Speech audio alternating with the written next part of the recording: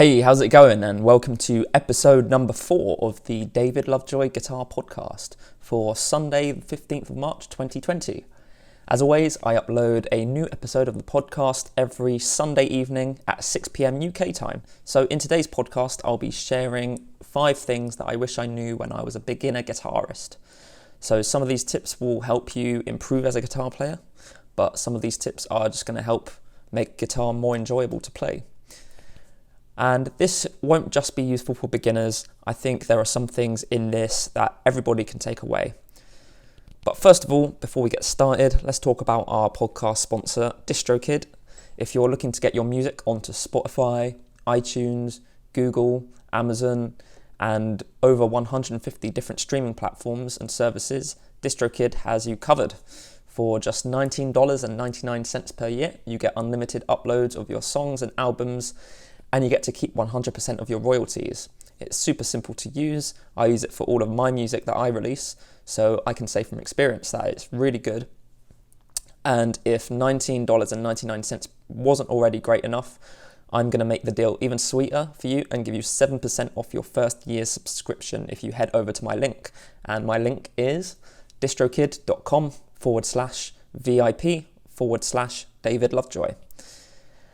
Some other news in David World, I have got merch thanks to Moomin Merchandise. I've got some really cool glasses, coasters, key rings, lighters and other bits. So if you're interested and you want to support what I do, then you can head over to bandsmerch.co.uk/cat/bands/David-Lovejoy-guitar.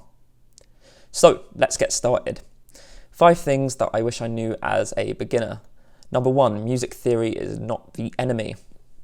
So a lot of guitarists decide not to dive too deep into music theory because it stifles their creativity or because it puts rules on music. However, I'd argue quite the opposite because music theory, I think, at least for me, enhances my creativity. And I don't really see it as a set of rules, more like a toolbox that you can call upon if you get stuck. So let's talk about a few of the benefits of learning music theory. So music theory helps communication with other musicians. Say you're in a jam session, it's going to be super useful to you if you know what people are talking about when it comes to the key that's being played or the time signature and so forth. If the leader of the session says, we're going to play in the key of F and we're going to be playing in 5/4, then knowing music theory means that you won't get stuck and you'll know what that person is saying. And you won't have to grind things to a halt by asking, oh, what does that mean? And having to learn. Another benefit of learning music theory is it enhances your creativity. So if you're looking to portray a particular feeling or emotion in your music, then knowing exactly how to do that with music theory makes creativity so much easier.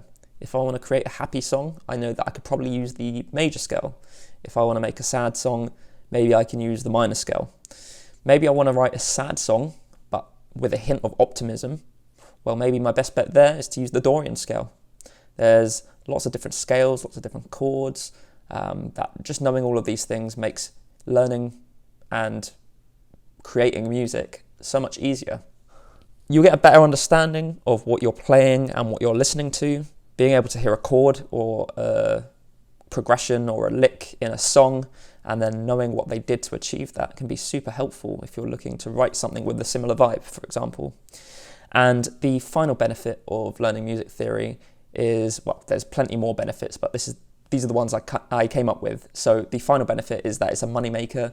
If you're looking to make a career out of music, then it's essential really that you know music theory. Careers such as teachers and session players require that you know music theory. For example, me as a guitar teacher, I need to know music theory so I can pass on knowledge to students and so that any questions I get about music theory I can answer.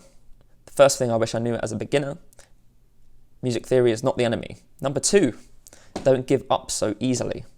So when I am teaching my students, one of the first things I do when I'm teaching them a new thing is telling them what to expect when learning it and how long they should expect to get it down. And what I usually say is, this is going to be very frustrating. It might take weeks, might take days, might take months to get this down. And as guitarists, we want to be able to play things instantly, and it's just simply not how it works. Guitar is a very difficult instrument, and it can take, as I said, days, weeks, months to fully get something down. So it's super important that you enjoy the process of learning guitar and reward yourself for any small amount of progress that you make. So say you're learning bar chords and one of the strings sounds dead, and you've been practicing for an hour and now that one string sounds a little bit clearer than it did before. That is some progress, and you need to acknowledge that you've made an improvement there, because guitar is all about these tiny improvements that add up over time. More on the subject of not giving up so easily, I used to learn songs all the time. That was my main way of getting good at guitar. I just learned other people's songs, and if I couldn't learn an entire song in one practice session, then I'd give up on it straight away.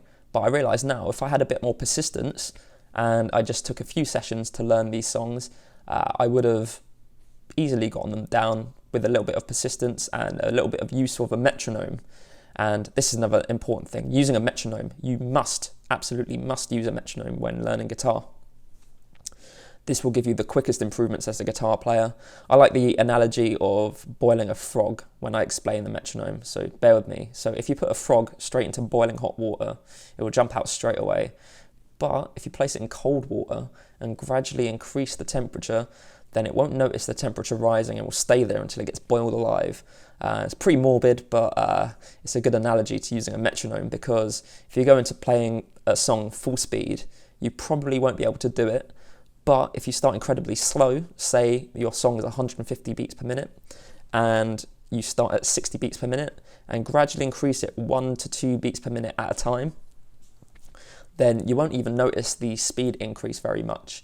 And you'll get to your desired tempo, 150, a lot quicker than if you just tried to force it. And your rhythm, tone, technique will sound a lot smoother and better for it. So that is tip number 2. Don't give up so easily. So the third thing I wish I knew as a beginner is to not be so focused on one genre. I fell into this trap as a teenager. All I wanted to play was metal, chugging away non-stop on my drop C, my drop B tunings. Now I got pretty good at playing metal, but I neglected other genres, and it had me miss out on the fun to be had playing other things and all the cool techniques I could have learned. So eventually I branched out into R&B, pop, jazz, blues, and the things I learned from playing these genres actually helped me with metal. So now I incorporate these techniques and elements of these genres into my playing, and I feel like I've created my own unique style from doing this. So it's definitely worth just branching out into other genres. And here's something I've done to help you out. If you're up for the challenge, I've got a list of 8 genres here that are very different from each other. So definitely there's going to be one here that you've not tried before. So out of this list, I want you to take the one that sounds the most out of your comfort zone and spend a week learning about how to play this genre on guitar. So here are the 8 genres: shoegaze, gypsy jazz, deathcore, bluegrass, indie rock, grunge, bebop, and folk.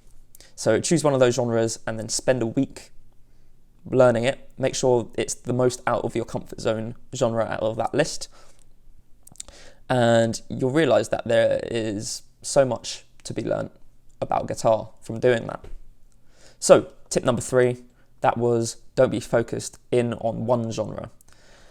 The fourth thing I wish I knew when I started playing guitar was having a goal and a plan will help you improve so much quicker. So I'm not going to talk about this into too much detail because my first podcast was dedicated to the entire subject. But I'll give you a brief synopsis here. So knowing where you're going, what you want to achieve as a guitar player. So what your ultimate goal is. Do you want to be a session player? Do you want to be a guitar teacher? Are you just wanting to be in a band? Knowing that and then knowing how to get there and having a plan is going to get you there much quicker than picking up your guitar every day and going, oh, what should I practice today? So you do want to think about what your end goal as a guitarist is, and then think of all the things that that future version of you would know on guitar. Then just get to work on learning those things. If you want a really detailed guide on how to do this, then check my first podcast out, and I go into a lot of depth in creating a practice plan to achieve your goals. Now, that was tip number 4, having a goal. Tip number 5, the 5th thing I wish I knew as a beginner guitarist, is that playing with other people makes guitar so much more enjoyable most of the time. So I was playing guitar for 2 or 3 years. I was starting to get a little bit bored of it, but then I met some friends who were into metal just like me. I was probably like 12, 13 at the time. And we decided to create a metal covers band. And every Saturday we would jam at my friend's bedroom and do these covers. And it was the highlight of my week every week. I used to practice guitar during the week so that I could be able to play the songs for Saturday. And you can see there, it's really motivated me to get better at guitar, just having a group of people to have fun with. And then as time went on, that band kind of like fizzled out. I was in high school and I made bands constantly throughout high school. They never worked out very well, but they made school bearable for me because I hated school. But the one thing that kept me going through school was the fact that I had music to play at lunch.